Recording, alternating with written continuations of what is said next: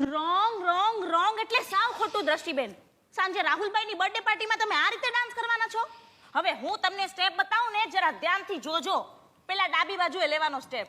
સાસ ગાલી દેવે દેવરજી સમજા લેવે, સસુરાલ ગંદા ફૂલ, સસુરાલ ગંદા ફૂલ. અરે એમાં ગંદા ફૂલ નથી, ગેંદા ફૂલ છે.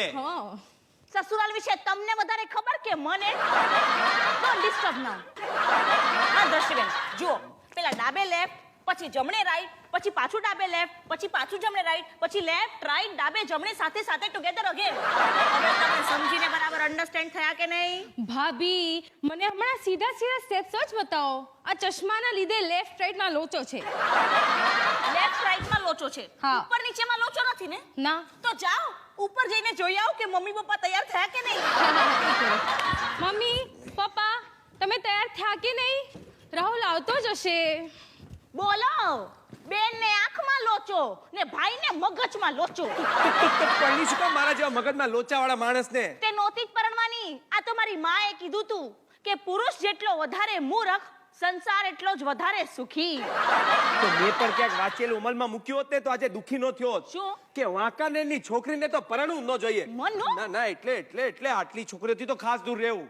એ ભાવનગરની ભાન વગરની, ચોરવાડની ચસ્કેલ, વેરાવળની વેતા વગરની ને વાંકાનેરની વંઠેલ. તે અમે લોકો રહેતા હતા વાંકાનેરમાં, બાકી મારો જન્મ બાય બર્થ તો મોરબીમાં થયો છે. તો મોરબી માટે તો ખાસ લખ્યું છે. અરે રાજકોટની રમતિયાળ ને અમદાવાદની વિફરેલ, નાગપુરની નાક વગરની ને મોરબીની તો માથા પરેલ. તે લખનારની માં ક્યાંની હતી એ નહોતું લખ્યું? લખ્યું તું ને, એ પણ મોરબીની જ હતી. એ જાગૃતિ, મને આમ ભગાવ નહીં કર. વહેલી સવારે મને શ્વાસ લેવામાં તકલીફ પડી હતી. તે પડે જ ને. વહેલી સવારે આ બાબા રામદેવના ભક્તો બધો જ ઓક્સિજન લઈ લે છે. એટલે તને ક્યારની કહું છું કે વહેલી સવારે શ્વાસ લેવાના જ નહીં.